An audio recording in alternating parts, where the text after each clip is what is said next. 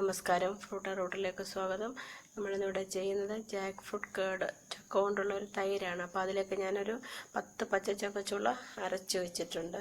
അപ്പോൾ അത് നമുക്ക് തൈര് ഒരു ടീസ്പൂൺ തൈര് ഒഴിച്ച് നമുക്കെങ്ങനെ തൈരാക്കി എടുക്കാമെന്ന് നോക്കാം.